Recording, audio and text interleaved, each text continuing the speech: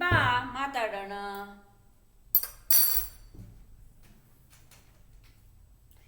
ನಂಗೆ ಬೇಜಾರಾಯ್ತು, ನೀನು ನಂಗೆ ಜೋಕ್ಸ್ ಹೇಳ್ತೀಯಾ?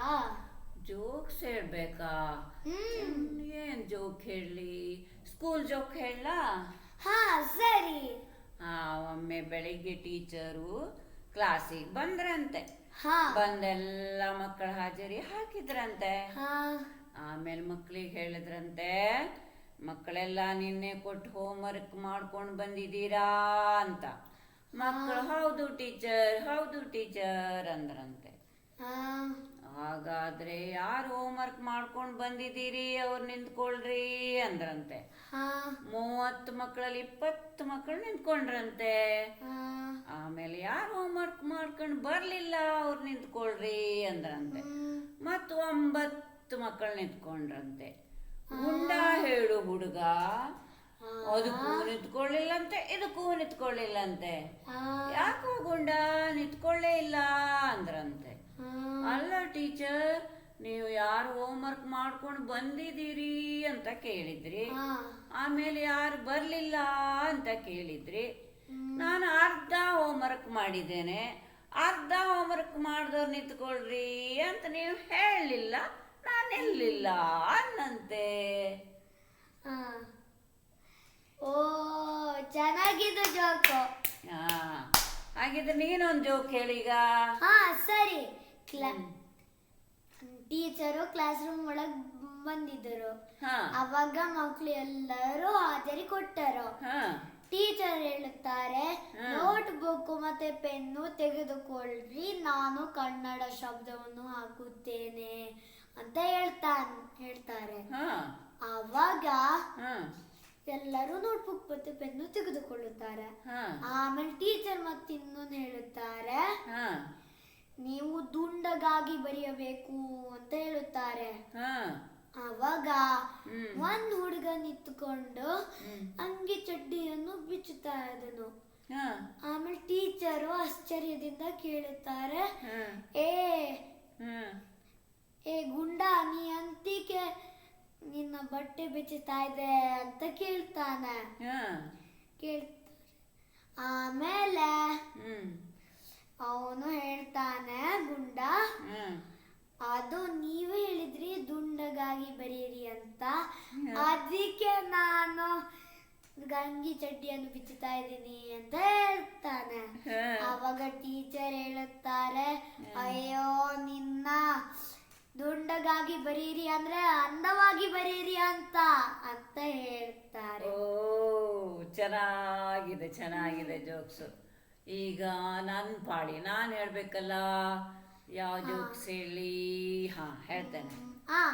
ಒಮ್ಮೆ ಟೀಚರ್ ಸಂಜೆ 4 ಗಂಟೆ ಹೊತ್ತಿಗೆ ಮಕ್ಕಳಿಗೆಲ್ಲ ಗ್ರೌಂಡಲ್ಲಿ ಆಟ ಆಡ್ಲಿಕ್ಕೆ ಬಿಟ್ಟಿದ್ರಂತೆ. ಆಡ್ತಾ ಇರುವಾಗ ಗುಂಡ ಬಂಡ ಹೇಳು ಇಬ್ರು ಫ್ರೆಂಡ್ಸು. ಆ ಬಂಡ ಏನ್ ಮಾಡಿದ್ನಂತೆ ಅಂದ್ರೆ, ಅಲ್ಲಿ ಗ್ರೌಂಡಲ್ಲಿ ಏನೋ ಆರಿಸ್ತಾ ಇದ್ದೀನಂತೆ. ಗುಂಡ ಬಂದು ಕೇಳದ್ನಂತೆ, ಬಂಡ ಏನ್ ಮಾಡ್ತಾ ಇದ್ದೀಯಾ ಹೇಳಿ. ಆವಾಗ ನಾನು ಮುತ್ತ ಆರಿಸ್ತಾ ಇದ್ದೇನೆ ಅಂದಂತೆ. ಮುತ್ತ ಟೀಚರಿಗೆ ಕೊಡು ಅನ್ನಂತೆ. ಅವನು ಓಡ್ ಬಂದು ಟೀಚರಿಗೆ ಲಚಕ್ ಅಂತ ಮುತ್ತು ಕೊಟ್ಬಿಟ್ನಂತೆ. ಟೀಚರು ಯಾಕೋ ನನಗೆ ಮುತ್ತು ಕೊಟ್ಟಿ ಅಂತ ಚಟಾರ್ ಅಂತ ಒಂದು ಹೊಡೆದ್ರಂತೆ.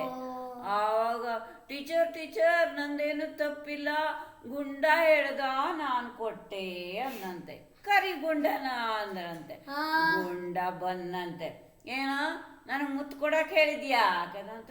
ಹೌದು ಟೀಚರ್, ನೀವು ನಿನ್ನೆ ಮುತ್ತು ಕಳ್ಕೊಂಡಿದ್ರಲ್ಲ, ಅದು ಸಿಕ್ತು ಅಂದ ಬಂಡ, ಅದಕ್ಕೆ ಟೀಚರಿಗೆ ಕೊಡು ಅಂದೆ ಅಂದಂತೆ.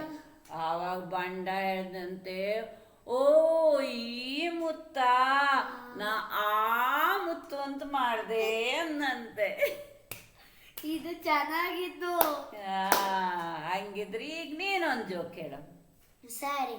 ಟೀಚರ್ ಕ್ಲಾಸ್ ರೂಮ್ ಒಳಗೆ ಬರ್ತಾರೆ. ಅವಾಗ ಟೀಚರ್ ಹೇಳ್ತಾರೆ, ನಾಳೆ ನಿಮ್ಮ ಪೇರೆಂಟ್ ಟೀಚರ್ ಮೀಟಿಂಗು, ನಿಮ್ಮ ಅಪ್ಪಗೆ ಹೇಳಿ ಬರಲಿಕ್ಕೆ ಹೇಳಿ ಅಂತ ಹೇಳ್ತಾರೆ. ಹಾ. ಅವಾಗ ಒಂದು ಹುಡುಗ ನಿಂತ್ಕೊಂಡು ಹಾ. ಹೇಳುತ್ತಾನೆ, ಹಂಗ ನಮಗೆಲ್ಲರಿಗೂ ಹಾಲಿಡೇನಾ ಅಂತ ಕೇಳ್ತಾನೆ.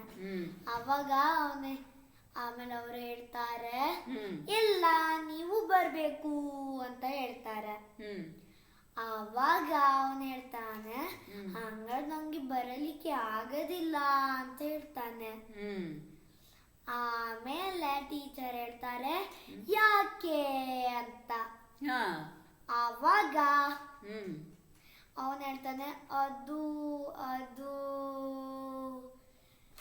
ನಂಗೆ ಮತ್ತೆ ನನ್ನ ಅಪ್ಪಗೆ ಸೇರಿ ಬರೀ ಒಂದೇ ಚಡ್ಡಿ,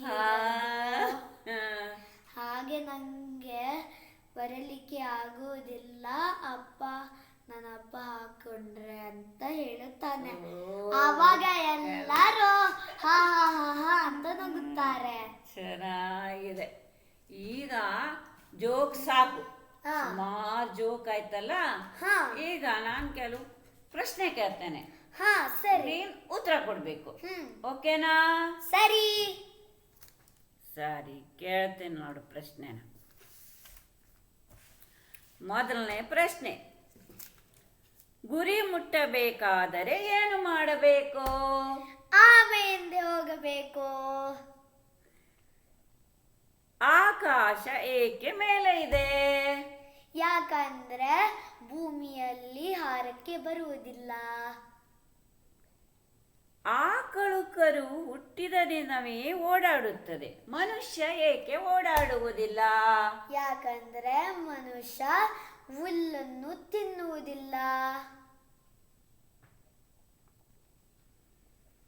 ಭೂಮಿಯು ಏಕೆ ದುಂಡಗಾಗಿದೆ? ಯಾಕಂದ್ರೆ ಅದರತ್ತ ಅಂಗಿ ಚಡ್ಡಿ ಇಲ್ಲ. ನಿನಗೆ ಗಣಿತ ಏಕೆ ಕಷ್ಟ?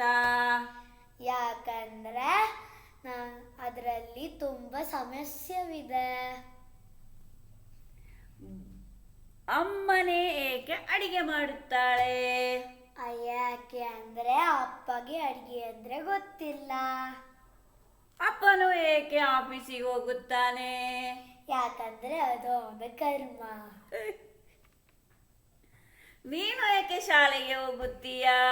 ಯಾಕಂದ್ರೆ ಶಾಲೆ ನನ್ನ ಹತ್ರವೂ ಬರುವುದಿಲ್ಲ.